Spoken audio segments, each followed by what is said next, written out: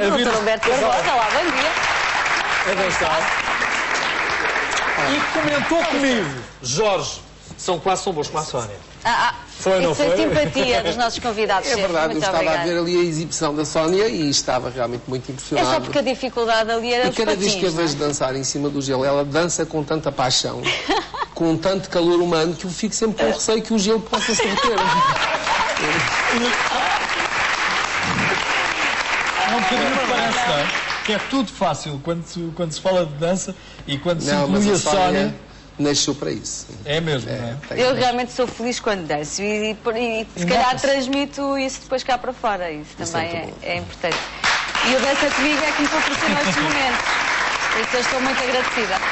Entramos Vamos naquela falar fase do da ano, não é? linha. Daquela que o doutor defende, que é, bom, comemoramos de 24 a 6, pode ser a 6? Pode ser até 6? Até o dia Mas de 7 em diante, até 24, há que ter preocupações com a nossa alimentação. Há que ter preocupações. Obviamente, na altura do Natal e do fim do ano, é a altura do ano em que as pessoas mais abusam. Sim. Eu costumo dizer, por brincadeira, que durante o ano as pessoas comem mal e no fim do ano, portanto, e no Natal ainda comem pior. Sim. São 11 meses a comer mal e o 12º a comer pior. Mas depois do dezembro vem o janeiro e aí a nossa consciência fala mais alto e nós começamos realmente a prometer a nós próprios que este sim será o ano não só da retoma económica, mas principalmente da retoma do nosso equilíbrio e da nossa saúde. Enche-se os ginásios nesta altura do E ano. existem pequenos passos que nos permitem realmente conseguir isso.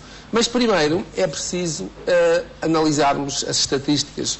Eu convido sempre as pessoas a consultarem as estatísticas. Hoje em dia, através da net, internet. podemos ter Sim. acesso a todo o tipo de estatísticas. E as doenças cardiovasculares, os acidentes vasculares cerebrais, as doenças crónicas, o cancro, infelizmente têm vindo a aumentar. E não a diminuir. Nós não estamos a conseguir controlar esse tipo de patologias. E não estamos a conseguir controlar porquê? Por causa dos nossos comportamentos. Há uma relação muito direta entre a nossa alimentação e a nossa saúde. E essa relação está demonstrada das mais variadas maneiras. Os 3 países, neste momento, na Europa, que têm maior índice de cancro per capita são a Inglaterra, a Escócia e a Áustria, que são, curiosamente, os 3 países onde existe o maior consumo de carne vermelha per capita. No reino animal, o cancro é praticamente inexistente. Nos animais que não comem carne, mas é evidenciado nos animais que comem carne. O cavalo, a vaca não sofrem de cancro, mas o cão sofre de cancro. E essa relação é diária, é constante. Nós não podemos apenas pensar nestes fatores quando chega ao mês de janeiro, quando temos a consciência pesada. Portanto, nós temos que pensar que temos que fazer uma análise de consciência e percebermos que no dia-a-dia tratamos o nosso automóvel com mais cuidado do que tratamos o nosso corpo. No nosso carro, se temos um carro a gás óleo, nós não pomos gasolina. Quando o carro pede óleo, nós não colocamos água. E no sítio da água não colocamos óleo. É verdade. O nosso corpo, o nosso organismo precisa de determinados alimentos. Diariamente nós ingerimos 3 tipos de alimentos. Alimentos que têm muito valor nutritivo, alimentos que têm algum valor nutritivo e alimentos que não têm nenhum valor nutritivo, que só servem para atrapalhar. E são habitualmente esses que nós ingerimos mais. Diga lá quais são. Por exemplo? Acabei de vir agora ali uma sopa, portanto... uma sopa ali... Pouco aconselhável, É não uma é? sopa de Estava a ver a sopa e alheira. estava a sentir o meu colesterol a subir um bocadinho. Portanto, mas, enfim... Sim, esse Não, será algo mas da esta é alimentação. uma sopa que se deve comer em ocasiões especiais, Claro, obviamente. claro. Portanto, não é a Não sopa se para se pode comer abusar, todos os não é? dias. Exatamente.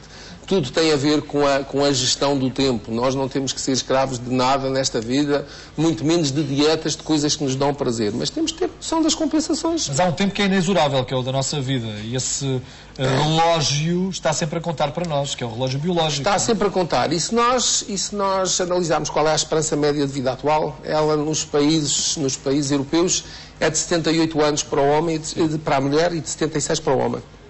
Vamos arredondar e ser simpáticos, vamos arredondar isso para os 80 anos. Se dividirmos isso em 2 metades, na primeira metade das nossas vidas, nos primeiros 40 anos, nós vivemos na ilusão que somos saudáveis porque não temos doença. Eternamente jovens. Na segunda metade descobrimos que ser saudável não é apenas não ter doença, mas é ter um estado completo de bem-estar físico, mental e emocional. Percebemos principalmente que coisas que fazíamos, comportamentos que na primeira metade das nossas vidas não tinham grande significado, na segunda podem ser fatais.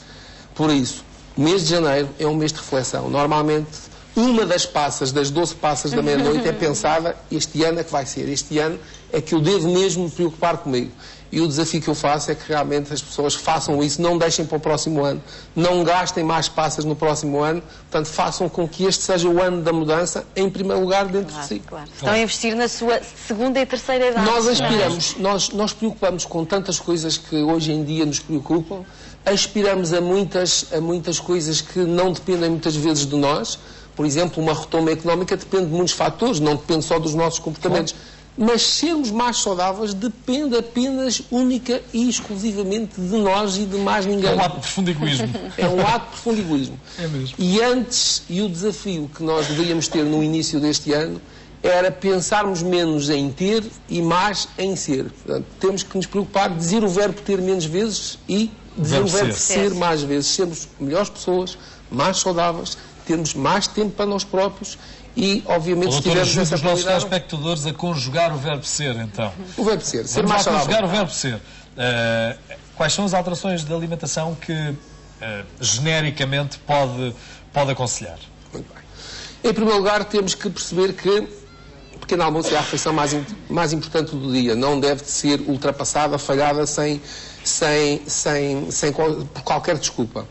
Porque é também entre o jantar e o pequeno almoço do dia seguinte, portanto, passam-se muitas horas. Entre o pequeno almoço e o almoço, 3, 4 horas. Entre o almoço e o lanche, outras 3 horas. Lanche, jantar, mais 3 horas. Mas entre o jantar e o pequeno almoço do dia seguinte, são cerca de 10 horas, às vezes 12 horas, sem comermos nada. E a primeira coisa que aterrar no nosso estômago vai ser absorvido para o bem ou para o mal. Por isso é importante que seja algo de saudável. Uma colega minha, penso que já esteve aqui hoje no programa a explicar o que é um pequeno almoço saudável e explicou muito bem.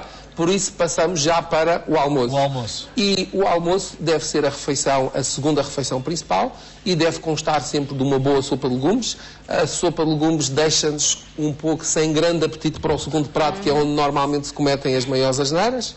Esse segundo prato deve ser uma proteína, de preferência peixe, frango, galinha, peru, soja, tofu, acompanhada com legumes, comer um hidrato de carbono na quantidade que couber na mão e não vale fazer batota, portanto apenas na palma de uma das mãos, e devemos comer a fruta entre as refeições para ser mais facilmente absorvida, e ao jantar a refeição mais ligeira. Uma boa sopa de legumes é suficiente para as pessoas que não tenham grandes consumos calóricos. Uma boa sopa, não necessariamente a sopa de alheira que vimos ali, porque essa, portanto, eu estava a sentir o colesterol a subir um bocadinho quando estava a ver. Só de olhar. Mas uma boa sopa de legumes pode ser suficiente para o nosso jantar. Entre essas refeições. Entre as refeições. Fruta, iogurte, pão integral, é também permitido. Com justa medida, não é? Sempre com justa medida. E por falar em medidas, é um dos primeiros passos que nós podemos dar para sermos mais saudáveis. Sim.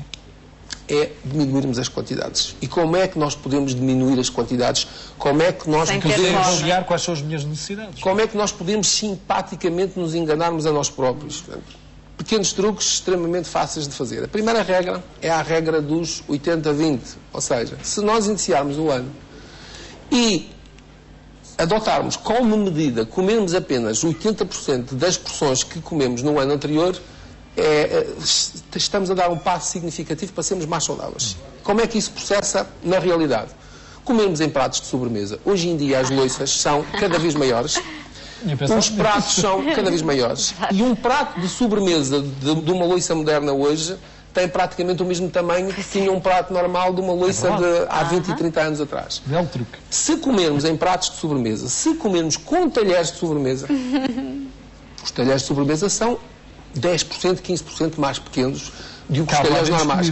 Não têm metade do tamanho, nem um terço do tamanho. São ligeiramente mais pequenos. Se comermos com talheres de sobremesa, é menos quantidade que ingerimos de cada vez, o que nos vai obrigar a mastigar melhor e a fazer melhor a digestão. E se pousarmos os talheres de cada vez que mastigamos também, exatamente. Não é? Se pousarmos os talheres entre cada garfada, obriga-nos a comer melhor.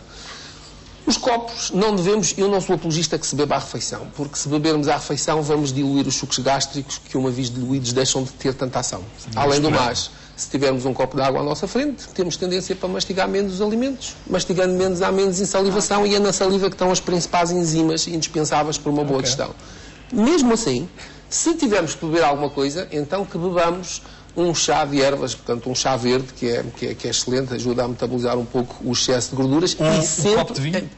E sempre em pequenas quantidades. Um copinho de vinho. O copo de vinho tinto, portanto, faz também bem, mas se quiser que faça melhor é beber o copo de vinho tinto num copo de licor. Aí ainda faz melhor.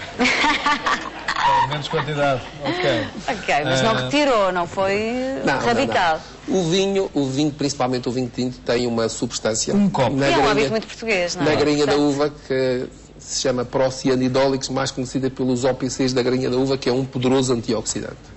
Mas, por falar em antioxidantes, também existem outros antioxidantes sem necessariamente nós caímos na tentação de nos embebedarmos. Sim. Isto é antioxidante. Exatamente, antioxidante. E esses antioxidantes estão contidos em muitos alimentos, mas há duas ou três. Frutos vermelhos. Frutos vermelhos são excelentes. Descobri-se um novo antioxidante que é a canela. A canela tem essas propriedades acrescidas de duas outras propriedades que são extraordinariamente importantes.